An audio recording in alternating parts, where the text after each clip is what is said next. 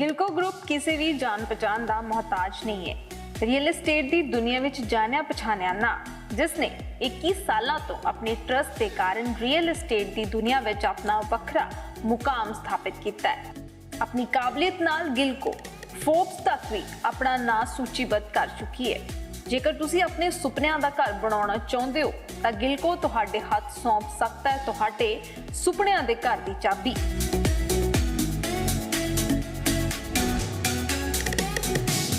हाल ही दे विच गिलको नूं हिंदुस्तान टाइम्स दे वल्लों builder of the year award दे नाल सन्मानित किया गया है।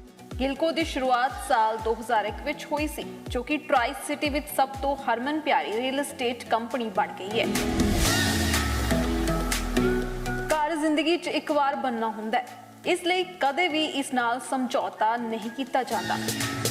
गिलको ग्रुप ने मोहाली दे सैटेलाइट टाउन तो culture hub, knowledge business exchange ਅਤੇ इंडस्ट्री के विकास विच अहम भूमिका निभाई है। इस कंपनी की शुरुआत रणजीत सिंह गिल ने की सी, जिन्हां नूं हुण तक कई अवार्ड्स के नाल सन्मानित किया जा चुका है। गिलको की प्राप्ति की गल करिए तो गिलको ने 5000 तो ज्यादा व्यापारिक ते रिहायशी यूनिट्स नूं डिलीवर किया है। आओ सुनते हैं गिलको विच रहने वाले परिवारों के एक्सपीरियंस कि उन्हां नूं इत्थे रह के किस तरह लग रहा है। This is one of the best property we had ever seen. We came here for once and it was like love at first sight kind of thing. It's a wonderful location. For me, this is 10 out of 10. Out of 10. For me, it's 10 out of 10. Company area विच पहली organised real estate development company है, जो कि अपने आप दे विच बहुत वड्डी प्राप्ति है। 21 सालों के अरसे विच गिलको ने सफलतापूर्वक 14 प्रोजेक्ट्स नूं डिलीवर किया है ਅਤੇ वर्तमान विच 3 होर प्रोजेक्ट्स दे विच निवेश किया है। मार्केट तो गिलको नूं जो हुंगारा मिलता है वो बहुत वधिया है। हुण जल्दी ही होर परिवार अपने सुपनियां दे घर विच आ रहे ने। कंपनी ने 2022 विच अपनी नवे रिहायशी प्रोजेक्ट की घोषणा करन दा अपना इरादा भी जाहिर किया है। एक इंटरनेशनल रिनाउंड कंसल्टेंट दे नाल एक्सक्लूसिव प्रोजेक्ट कॉन्सैप्चुअलाइज्ड दुबई और सिंगापुर के प्रोजेक्ट्स का मुकाबला करेगा। आओ सुनते हैं गिलको ग्रुप की सफलता की कहानी गिलको के MD तेजप्रीत सिंह गिल की जुबानी।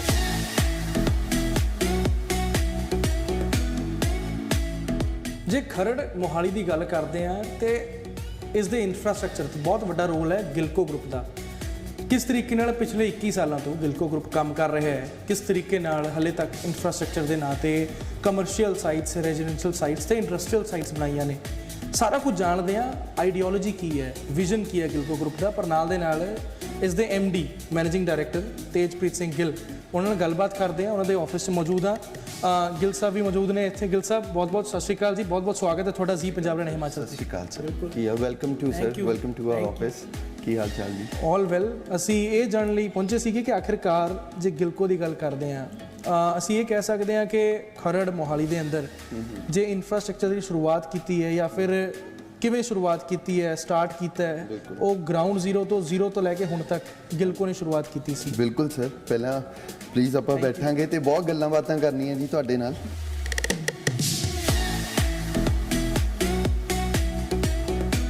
ਜੇ ਗਿਲਕੋ ਦੀ ਗੱਲ ਕਰਦੇ ਹਾਂ, ਗਿਲਕੋ ਗਰੁੱਪ ਦੀ ਗੱਲ ਕਰਦੇ ਹਾਂ, ਗਿਲ ਤੁਹਾਡੀ ਕਾਸਟ ਹੈ। ਹਾਂਜੀ। ਗਿਲਕੋ ਕਿਵੇਂ ਨਾਂ ਰੱਖਿਆ ਗਿਆ?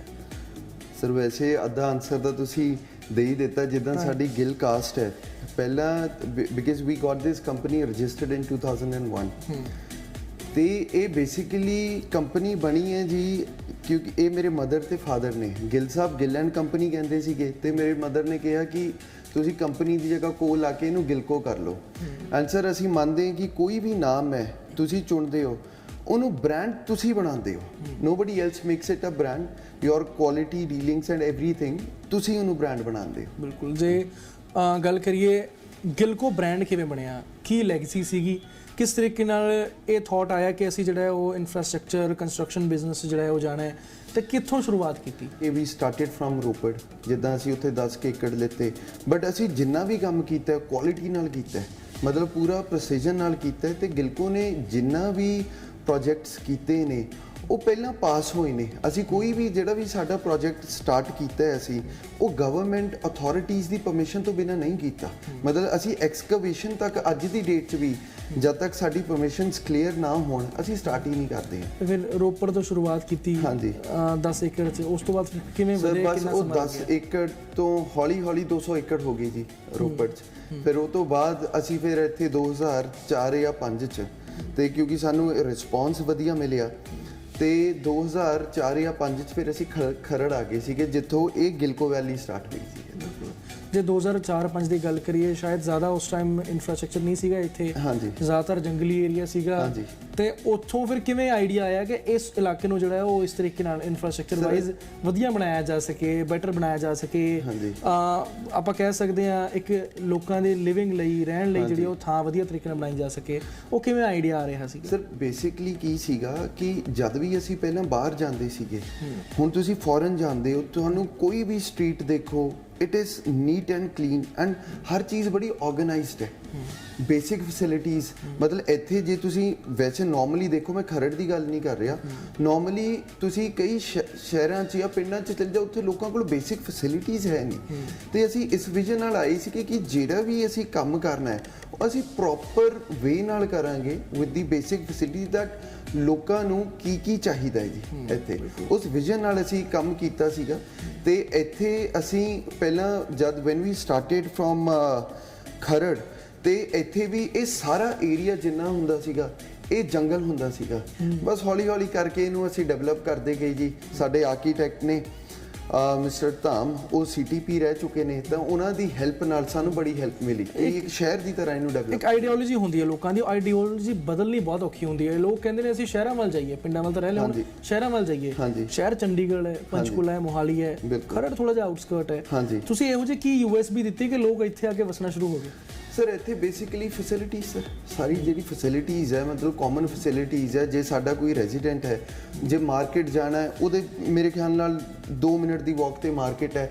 ਅਸੀਂ ਹਰ ਚੀਜ਼ ਉਹਨਾਂ ਨੂੰ ਇੱਥੇ ਹੀ ਕ੍ਰੀਏਟ ਕਰਕੇ ਦੇਤੀ ਹੈ ਕਿ ਉਹਨਾਂ ਨੂੰ ਬਾਹਰ ਹੀ ਨਾ ਜਾਣਾ ਪਵੇ। ਬਿਲਕੁਲ। ਜੇ ਕੁਆਲਿਟੀ ਦੀ ਗੱਲ ਕਰਦੇ ਹਾਂ ਆਪਾਂ, ਫਸਟ ਆਫ ਆਲ ਮੈਂ ਇਹੀ ਪੁੱਛਣਾ ਚਾਹੂੰਗਾ, ਕੁਆਲਿਟੀ ਤੋਂ ਸੈਟੀਸਫੈਕਸ਼ਨ, ਇਹ ਬਹੁਤ ਦੋਨੋਂ ਲਿੰਕਡ ਅਪ ਨੇ। ਬਿਲਕੁਲ। ਕੁਆਲਿਟੀ ਵਧੀਆ ਹੋਏਗੀ ਤਾਂ ਬੰਦਾ ਸੈਟੀਸਫਾਈਡ ਹੋਏਗਾ। ਕਿੰਨੇ ਕੁ ਸੈਟੀਸਫੈਕਟਰੀ ਕਸਟਮਰ ਨੇ ਹਲੇ ਤੱਕ, ਤੇ ਕਿੰਨੇ ਕੁ ਪ੍ਰੋਜੈਕਟ ਡਿਲੀਵਰ ਕੀਤੇ ਨੇ? ਸਰ ਸਾਡੇ ਟੋਟਲ 5000 ਪਲੱਸ ਫੈਮਿਲੀਜ਼ ਸੈਟੀਸਫਾਈਡ ਨੇ, ਤੇ ਅਸੀਂ 14 ਪ੍ਰੋਜੈਕਟ ਡਿਲੀਵਰ ਕਰ ਚੁੱਕੇ ਨੇ, ਤੇ 3 ਸਾਡੇ ਆਨਗੋਇੰਗ ਨੇ।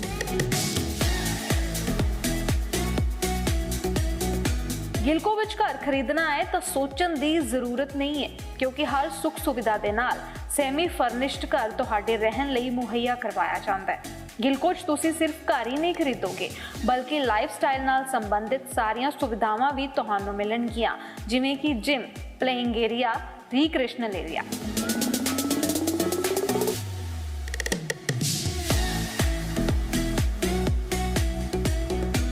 ਇਸ ਵਕਤ ਅਸੀਂ ਗਿਲਕੋ ਪਾਰਕ ਹਿੱਲ ਦੇ ਕਲੱਬ ਹਾਊਸ 'ਚ ਮੌਜੂਦ ਹਾਂ। ਗਿਲ ਸਾਹਿਬ ਸਾਡੇ ਨਾਲ ਨੇ।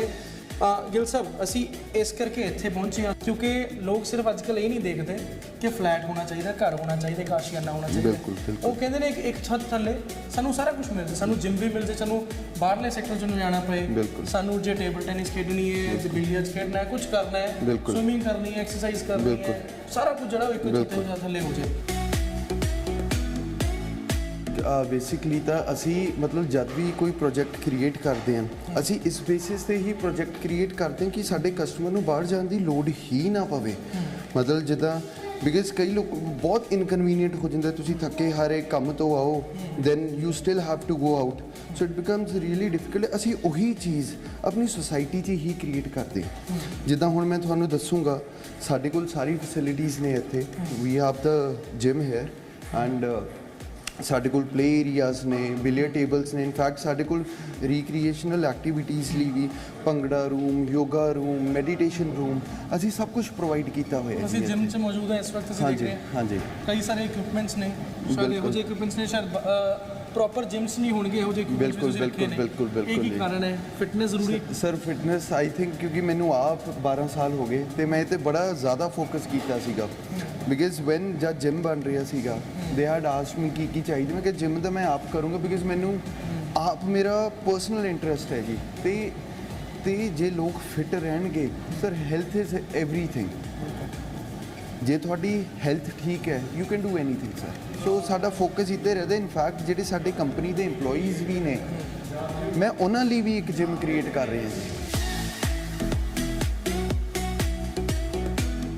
ਸਿੱਖਿਆ ਦੇ ਖੇਤਰ ਵਿੱਚ ਵੀ ਗਿਲਕੋ ਨੇ ਆਪਣਾ ਨਾਂ ਚਮਕਾਇਆ ਹੈ। ਗਿਲਕੋ ਇੰਟਰਨੈਸ਼ਨਲ ਸਕੂਲ ਵਰਗਾ ਇੱਕ ਸਿੱਖਿਆ ਸੰਸਥਾਨ ਵੀ ਮੁਹੱਈਆ ਕਰਾਇਆ ਹੈ। ਤੁਸੀਂ ਸ਼ੁਰੂਆਤ ਕੀਤੀ ਰੋਪੜ ਤੋਂ, ਤੁਸੀਂ ਖਰੜ ਆ ਗਏ, ਹਾਂਜੀ ਹੁਣ ਉਹ ਰੂਟ ਚੱਲ ਰਿਹਾ ਹੈ। ਹਾਂਜੀ ਹੁਣ ਗਿਲਕੋ ਅੱਗੇ ਵਧ ਰਹੇ ਹੈ, ਹਾਂਜੀ ਕਿੱਥੇ ਜਾ ਰਹੇ ਹੈ ਗਿਲਕੋ, ਕਿੱਥੇ ਡਿਵੈਲਪਮੈਂਟ ਹੋ ਰਹੀ ਹੈ, ਸ਼ੁਰੂ ਪ੍ਰੋਜੈਕਟ ਕਿੱਥੇ ਹੋ ਰਹੇ ਨੇ, ਉਸ ਬਾਰੇ ਵੀ ਜ਼ਰੂਰ ਜਾਣਕਾਰੀ ਦਿਓ। ਸਰ ਸਾਡਾ ਹੁਣ ਵੈਸੇ ਤਾਂ ਜਿੱਦਾਂ ਤੁਸੀਂ ਦੱਸਿਆ ਅਸੀਂ ਰੋਪੜ ਤੋਂ ਖਰੜ ਆਏ, ਖਰੜ ਤੋਂ ਫਿਰ ਮੋਹਾਲੀ ਐਂਟਰ ਹੋ ਗਏ। ਹੁਣ ਮੋਹਾਲੀ 'ਚ ਜਿੱਦਾਂ ਇਹ ਸਾਡਾ ਪ੍ਰੋਜੈਕਟ ਹੈ ਜੀ ਪਾਰਕ ਹਿਲਸ, ਤੇ ਮੋਹਾਲੀ 'ਚ ਸਾਡਾ ਇੱਕ 200 ਏਕੜ 'ਚ ਇੰਡਸਟਰੀਅਲ ਵੀ ਹੈ, ਉਹਦੀ ਸਾਡੀ ਡਿਵੈਲਪਮੈਂਟ ਚੱਲ ਰਹੀ ਹੈ। 80% of the development has been done, ਉਹ 20% ਰਹਿੰਦੀ, ਉਹ ਵੀ ਅਸੀਂ ਕੁਝ ਆਉਣ ਵਾਲੇ ਮੇਰੇ ਖਿਆਲ ਨਾਲ 4-5 ਮਹੀਨਿਆਂ 'ਚ ਕੰਪਲੀਟ ਹੋ ਜਾਏਗੀ। ਤੇ ਬਾਕੀ ਸਾਡਾ ਅਸੀਂ 4 ਮਹੀਨੇ ਤੱਕ ਇੱਕ ਨਵਾਂ ਪ੍ਰੋਜੈਕਟ ਵੀ ਲਾਂਚ ਕਰ ਰਹੇ ਹਾਂ, ਤੇ that is going to be a high end luxury for the project. Punjab ਦੀ ਰੀਅਲ ਏਸਟੇਟ ਇੰਡਸਟਰੀ ਦੇ ਵਿੱਚ ਗਿਲਕੋ ਇੱਕ ਭਰੋਸੇਯੋਗ ਨਾਮ ਹੈ।